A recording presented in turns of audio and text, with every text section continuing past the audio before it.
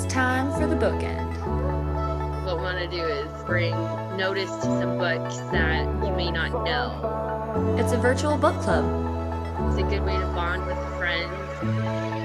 Entering book world now. Should we get into our first book choice for this Yes. podcast of ours? So the book we're going to read is called Robyn Hood, A Girl's Tale, and then the sequel, which is Robyn Hood Fight for Freedom by Shea. Yeah, and it's spelled Robyn, not I-N. It's about a girl that's Robyn Hood, which, I had never heard before. So It's one of my favorite series. I think it's a very, very fun take on such a traditional story of Robyn Hood. So I'm going to read the synopsis of the two because we're going to discuss both of them today because they are kind of short reads, and so we just decided to combine them both because it just kind of makes the story flow a little better. So it says, Robyn isn't bold. She unwittingly starts the Robyn Hood farce while saving a friend from the crown's men. Forced into hiding, she unwillingly collects merry men, while grudgingly stealing from the rich fools who wander into the forest. When Little John and Will Scarlet join her team, the small-scale thefts quickly escalate to complex robberies. Then comes the news that King Richard is captured and being held for ransom. There's another problem, too. His brother, Prince John, is refusing to pay it. Robyn isn't brave, but she's determined to free the king, even if it means she has to rob the funds from Prince John and his legions of soldiers herself. Will she survive the heist of her life or swing from the gallows?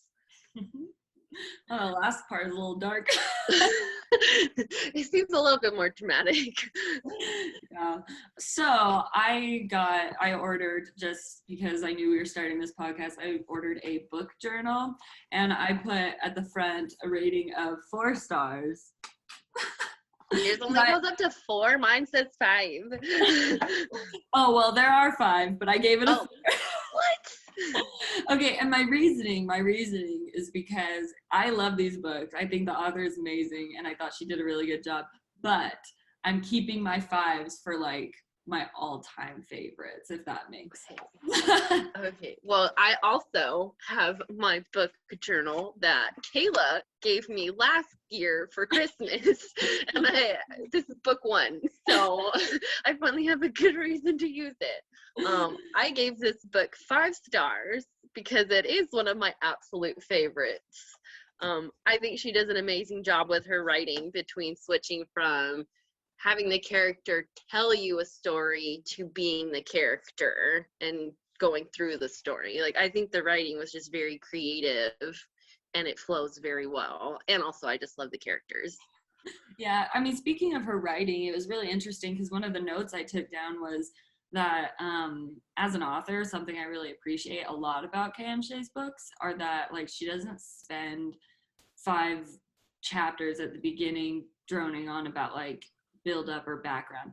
background, more like she kind of just gets straight to the point. And in this book, it's kind of funny because Robyn, like, right off the bat, she, you can kind of get a taste for her personality a little bit, kind of reckless, but also very much so looking out for herself and then those that are important to her.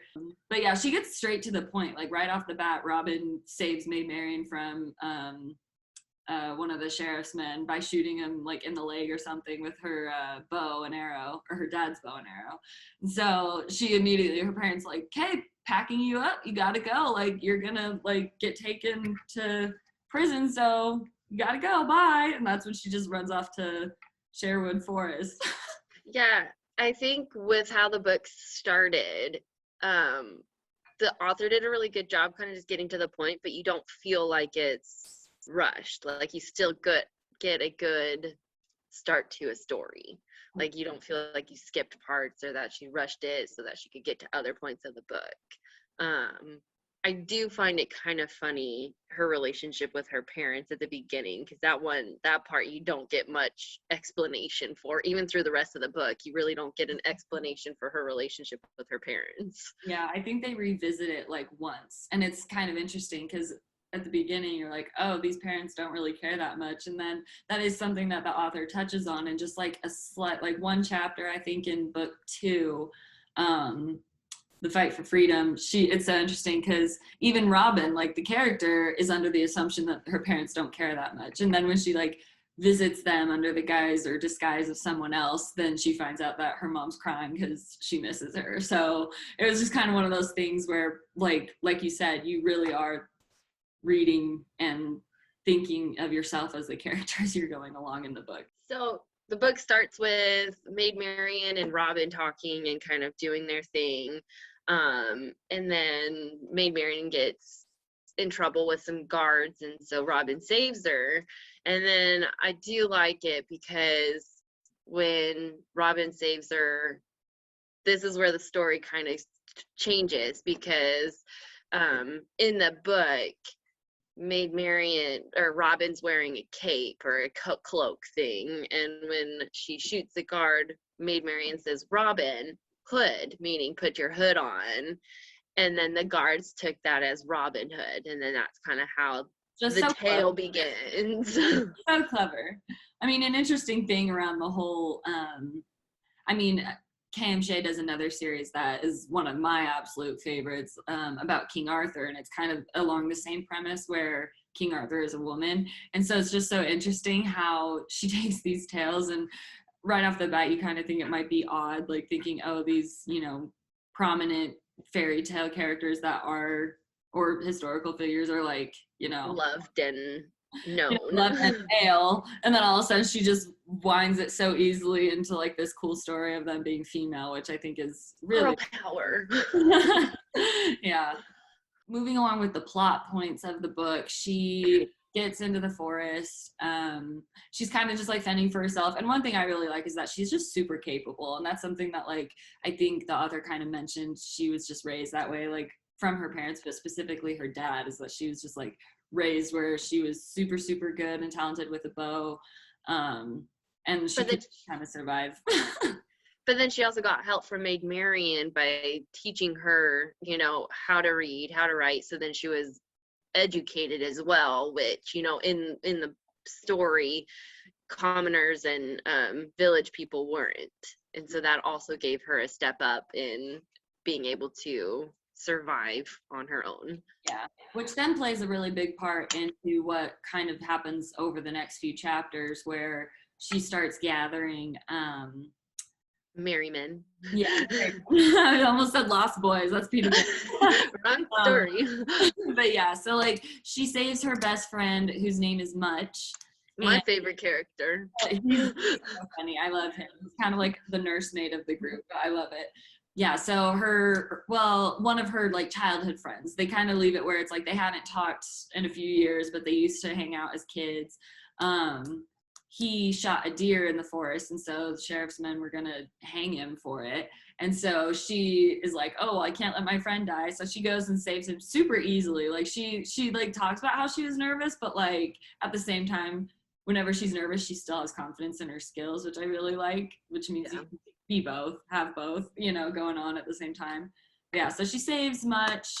They get back into the forest, and they're kind of figuring out what they want to do. They kind of touch on the idea of, you know, hunting, and then they leave that on the doorsteps of all of their village because they're very poor, thanks to Prince John. And then she gathers a few more, like Will Stutley and some other guys.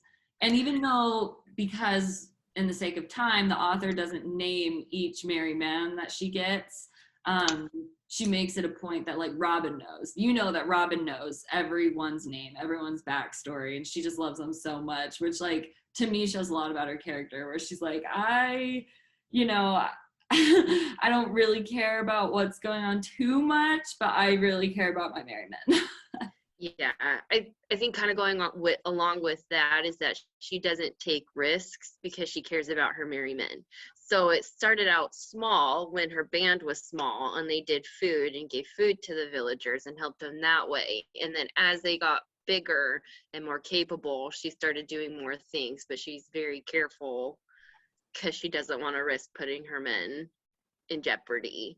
And then along with that, she teaches, not only is she helping the villagers by giving them, food and, the steal from the rich to give to the poor that Robin Hood is so well known for, she teaches her merry men life skills. She teaches them to read, she teaches them to write, she teaches them, tracking and hunting and sword fighting, and she's more than just providing. They say give a man a fish, you feed him for a day.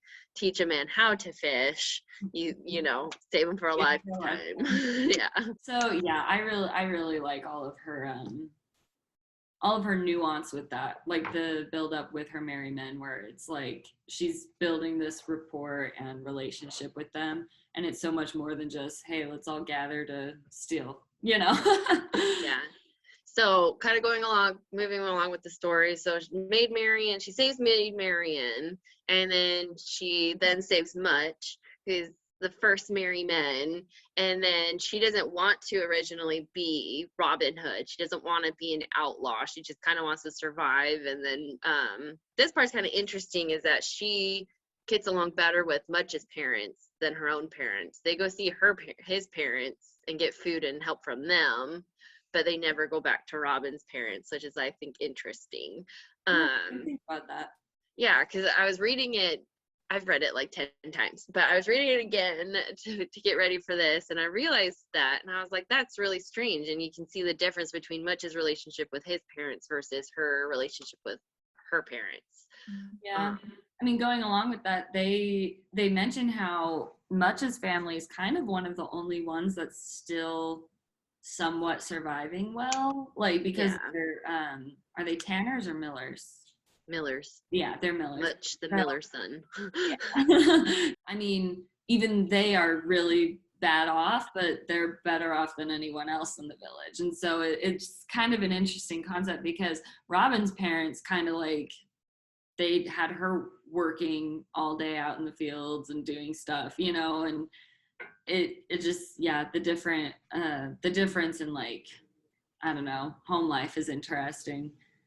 Yeah. And Much just expecting, like, it's funny because when they're going back and forth, because they spend a few months, just Much and her, in the forest, and like every once in a while Much will be like, oh, just go pick up a loaf of bread for my family. Like, Robin's family probably hasn't had bread in years, and he's like, go pick it up from my home. So yeah, just interesting.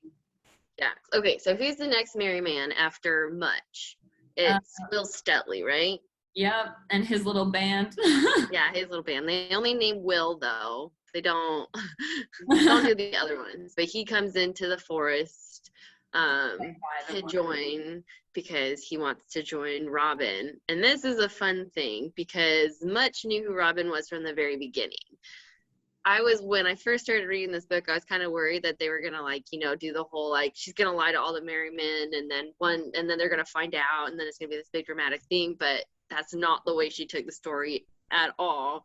From the get-go, they know exactly that she's a girl and who she is. Each time she, like, gets someone new into her band. Yeah, somehow. And they still decide to follow her, and she's their leader, and they love her, and it's pretty cool. But yeah, so they got Will Stutley, and then him and Much kind of become the parents of the group. And keep in mind, these, like, characters are only, like, what, 14, 15? They're adults. Some of them are teenagers, some of them are adults, because I think when she starts out, I think she's 16, because she's, like, marriageable age. Yeah, but they're still pretty young. I think the oldest one is going to be Will Scarlet and Little John, because in the book she says that they're 18. Favorite characters. Yeah, I think like you were talking about, I was kind of worried that they're going to make it into a big deal, being like, oh, she's a woman, we can't follow her, like, the same. But it was all about what she was doing in the message. It had no, they didn't care at all that she was a guy or a girl. She was saving the village, so they loved her anyways, and she was a good person to them.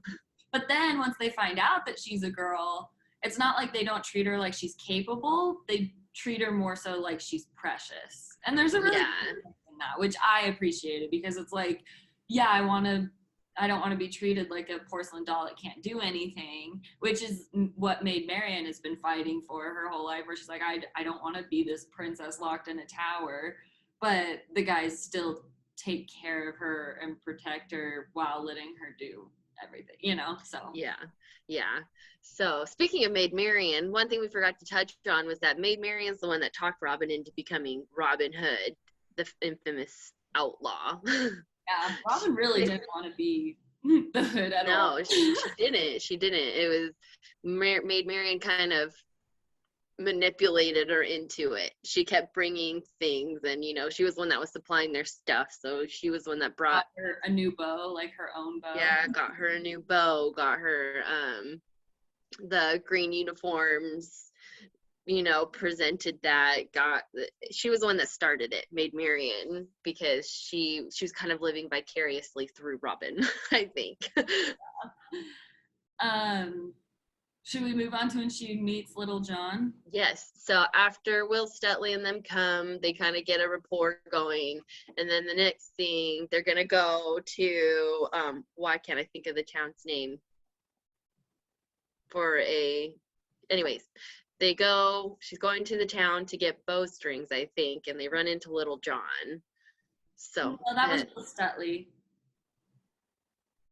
Will Stutley was trying to find Robyn, and she saw her and Much went to spy on them, and then decided to say hi.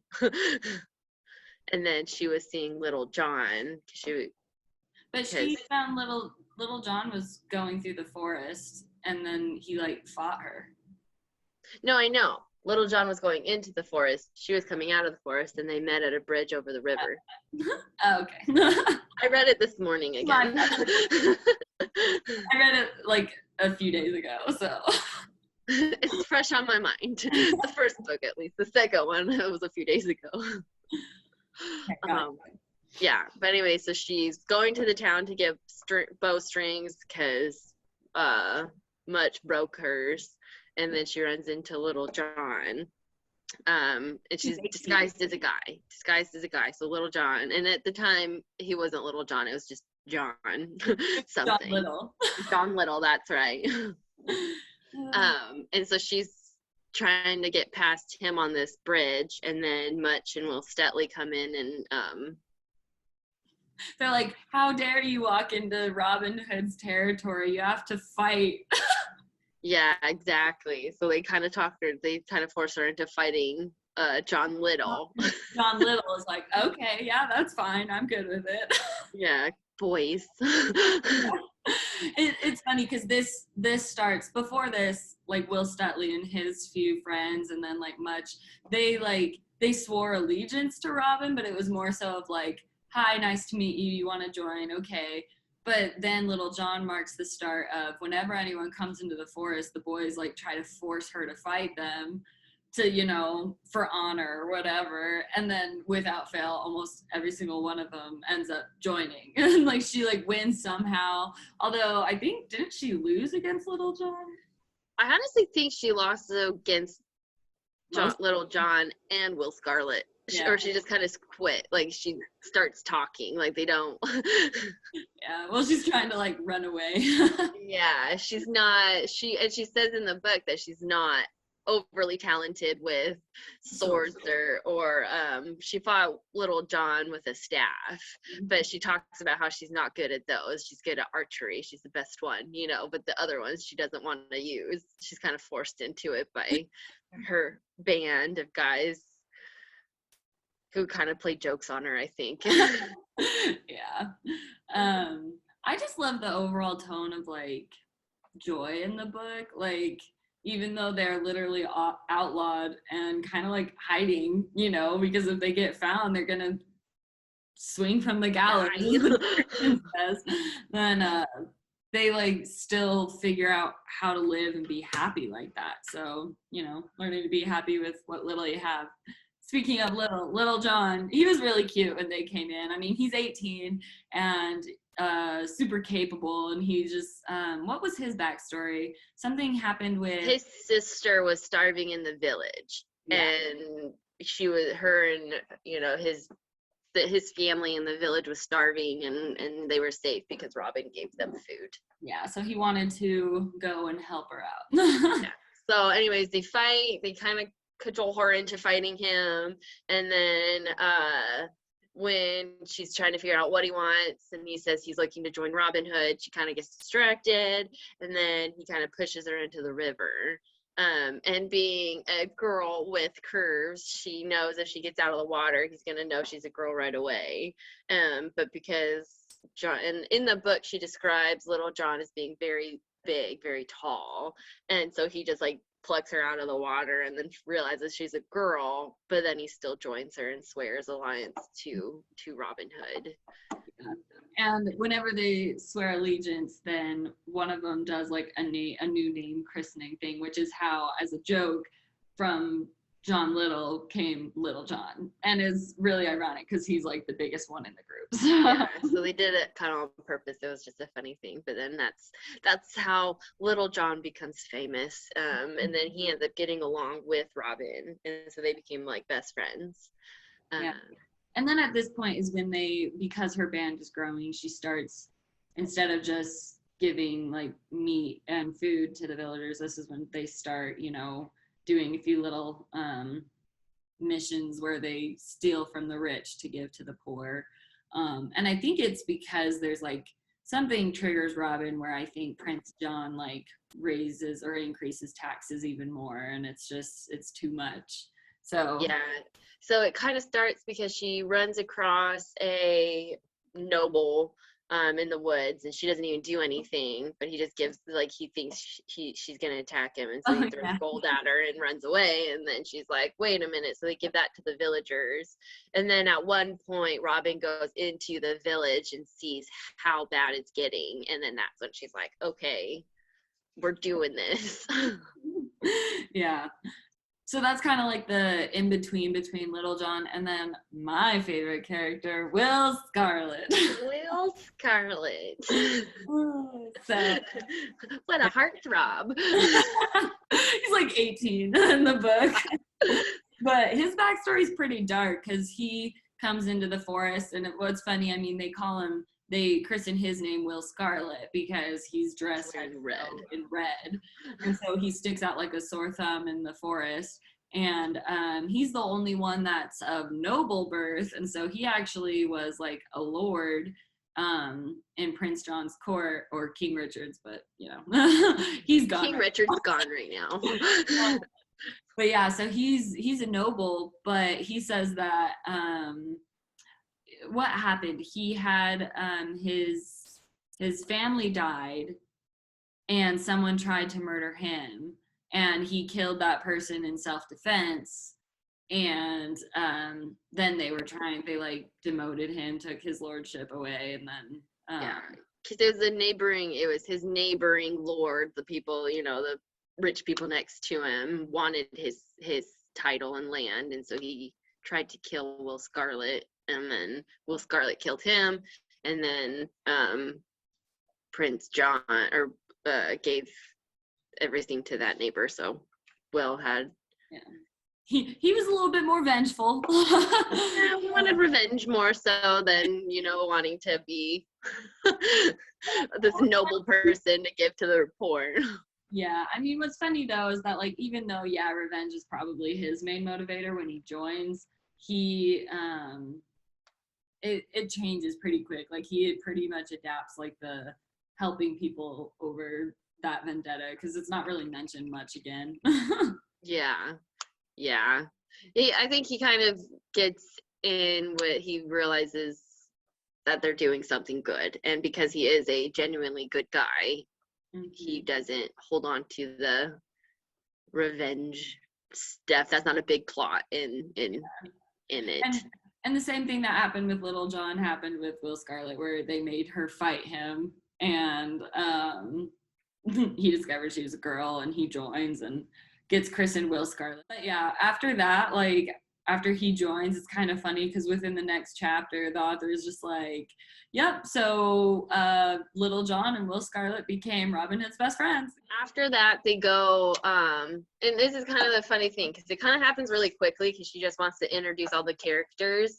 But after Will Scarlet, they, and the reason she met Will Scarlet, I think, is because they were going to find out about the fair, because the sheriff at this point, they had been robbing rich people and stuff, and the sheriff was getting very frustrated and they wanted Robin Hood caught. And so to kind of coax her out into the open, they're throwing an archery contest at the annual fair that the village puts on. And so they all decide that they're gonna go do it because why not? So that's kind of what brings them out, and that's the next big thing that happens in the stories. After she introduces all the characters, kind of the backstory, they go to the fair to do the archery contest. So yeah. Which if I remember correctly, it's like the archery contest is in the folklore of Robin Hood, yeah, quite a bit. And it's just interesting how she takes it, because even like all the merry men, like they all participate, but they all take turns bowing out. Bowing. that's a good one. But they all take turns to bow out of the competition, and it's kind of like an unspoken thing that, like, well, actually, no, Robin was planning on bowing out as well, so they didn't raise attention to themselves. But then the sheriff tries to cheat. Yeah, well, they kind of, so Robin tells them not to bring attention to themselves. And I think it's kind of funny that she has trained the merry men to be so good at archery that all of them can choose when to win or when to lose. Like, yeah. Robin's good, and it's not, they don't bring a lot of attention to it, but the fact that all of these guys can choose to stay in the competition or to choose to when to go out is kind of impressive. That they were able to train that many guys to be that good at archery. But yeah, so what happens is they take turns kind of shooting and stuff, and they don't have an idea. They kind of let Robin keep going just because, you know, Robin is the best in the world, but she's purposely kind of playing it down.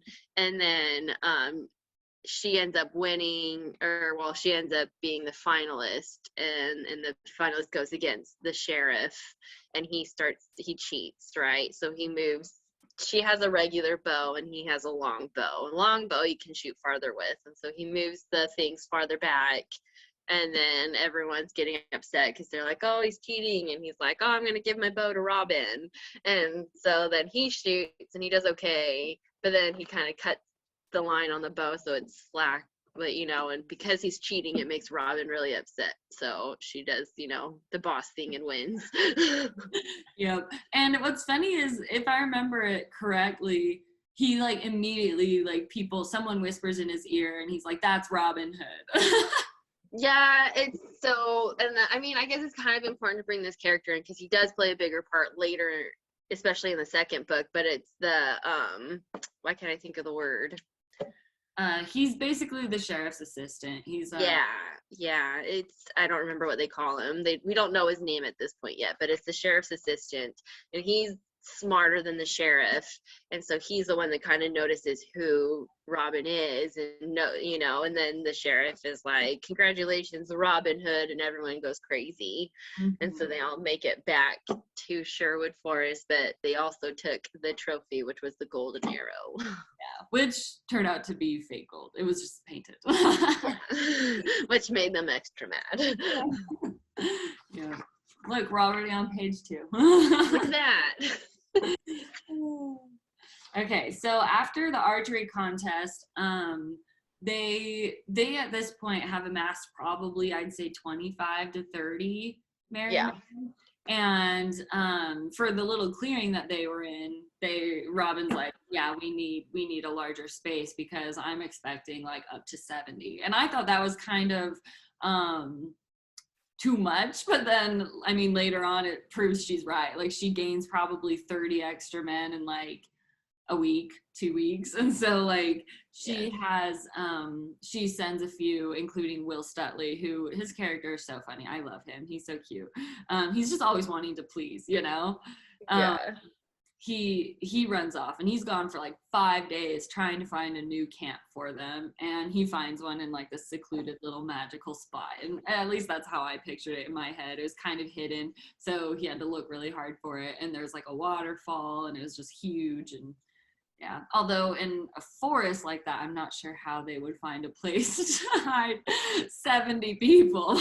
Well, I mean, if it's big enough, back then it's like it was just never ending wilderness. Noise, like the sheriff and his people walk through trying to find him every once in a while, and like, how do you quiet 70 people? Like, That's the reason for the waterfall. yeah. Drowned out white noise, Kayla. I still have doubts. White noise, it works. Don't doubt it. But yeah, so they go through, and it's kind of like they assume that there's just more time that passes, and they set up the camp. They make more like permanent dwellings. Yeah, they actually build like huts with sticks and stuff. Like everyone gets a hut, and they have a plan, so they have space for. They just kind of plan it out, so it's like a little town of huts. And during this time, you can kind of see her relationships building with certain characters like Little John and Will Scarlet. And it's like you still can't tell. It's kind of funny because you don't know if there's like romance yet. Like she hasn't started anything like that in the storyline yet. You can just tell that she's very close with them. Yeah, but you can also tell in certain instances she's picked certain character over another character more often than not. Yeah. Or in some instances, like the next little part in the book where they celebrate because they finished their little huts and their camping, or their new camp and all that stuff, and their new base. And so they like blindfold Robyn, and they like show her. They like kicked her out for 2 weeks so that they could finish it, so that they could surprise her. And then they bring her in, and it's snowing at this point. Like there's snow on the ground, and so they dissolve into this huge snow fight, which is really cute. And something about Robyn is that she climbs trees a lot. Like she's like a little tree monkey, but she like climbs up all the time. And the only person that ever like joins her up there of her like band of merry men most often, I guess, would be Will Scarlet. Like he joins her out there a lot. So kind of like just follows her wherever she goes. Which may sound creepy, but in the book it's cute. So yeah, they have a giant snowball fight. It's really cute. And then when they're in the midst of the snowball fight, or just snow fight, they some of the sheriff's men walk by, and or I don't know if it's the sheriff's men or if it's just village people. No, it's the sheriff's men. Okay, yeah. So they walk by, and they all, again, don't know how they were managed to be so quiet, but they walk by, and they don't, they overhear these the sheriff's men talking, and they're talking about how the sheriff is kind of upping the ante now and trying to find Robyn Hood. And that really freaks her out because, like you were saying earlier, like her men are the most important things to her, and so she kind of has a freak out moment where she's like, listen, we need to take better precautions because I'm not losing any one of you. Like, she's like, I know everyone's backstory. I know everyone's like likes and dislikes. I know everyone's name. Like, I'm not losing anyone. And then at that same time, they try to impart to her, okay, you may feel that way, but we also feel that way. Like, we also treasure everyone just as much as you do. So it doesn't have to all be on you. Yeah. After that, they don't get found out right then and there after the snowball fight. It's right after that they're in a clearing practicing training, and that's when they get caught. Well, everyone but Robyn gets caught. She gets pushed into, you guessed it, a river. It's kind of an ongoing theme, is she kind of gets pushed into water a lot.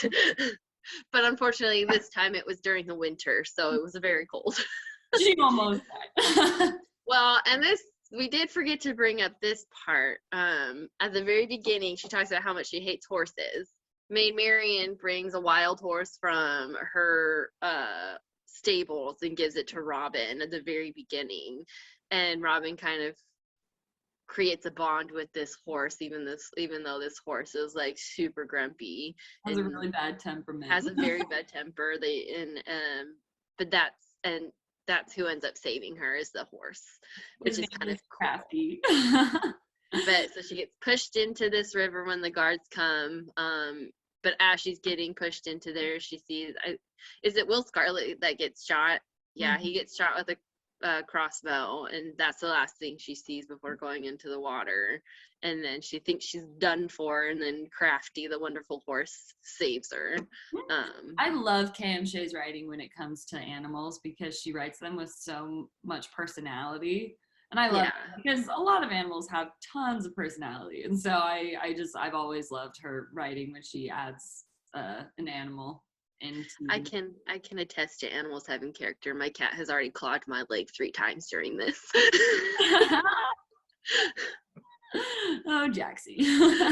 The best. But anyways, so she gets saved by her evil horse, who is actually wonderful. And she gets back to the little town, their little village that they created, their spot, and everyone's kind of gone. Yeah, there's no one left. Like, no one. She's and she kind of just panicked and was frozen and just kind of like fell in her hut in distress, because she didn't know what to do, because she was in charge of these men, and it was like a heartbreaking moment for her, to have everyone be gone. That she cared about. At the same time, like, she's mad because when she had the heart-to-heart with the boys before, then Much, her first married man was the one that imparted to her that he was like, you don't have to take all the responsibility because I care just as much about them. And he's like, and nothing's going to happen to them. And she was like, do you promise? And he's like, yeah, basically, he's like, I promise nothing's going to happen to him. So at the same time, like, she's angry because she didn't let her guard down per se, but it was but she was more relaxed because she was like, oh, I can share this burden. And she was promised that they would all be careful. And then even though they were careful, something bad still happened. So in her distress, she was upset that Much didn't keep his promise per se. But in reality, she was just very sad and, heartbroken that they got caught. Yeah. But after that, like, long story short, it's kind of a longer part of the book, but she finds out once she, isn't almost dead from hypothermia, she gets on Crafty, and at some point, we forgot to mention that Will Scarlet, it's like a treasure handed down in his family, but there's a horn. Oh yeah, the horn. I forgot about that. He gives her, and he's like, if you blow it like this, then we'll all come, like, no matter what, we'll come to your side or whatever, and we'll know that something's wrong. And because there's so many men, later on in the book they describe that she has like a whole system, like if she blows once, then 25 will come, and then if she blows 3 times in a row, all 70 will come. Like, it's kind of funny, their system. But anyway, so she's chasing or going to the village because I don't know why, but she's just looking for people, and she's looking. Well, she knows the guards have them, and so she's trying to find where the guards are taking them before they get too far, so that way she has a better chance of saving them. Yeah, and so she blows the horn, and she's desperately hoping that they aren't all captured. And when she finds them on the road, then I'd say probably, I think she said like around 20 to 25 were captured. And so she knows that the other ones are still out there. So she starts rescuing them by shooting at the guards, and then the rest of their merry men start charging and fighting. So she blows the horn, and it turns out that the ones that didn't get caught were out looking for her. So she thought they were all gone. And in reality, a lot did get caught, but there were still some that were just out looking for her. Maybe we will have to do this in 2 parts. I know, I was thinking the same thing. So let's wrap this one up, and then we'll do part 2. Okay, cool.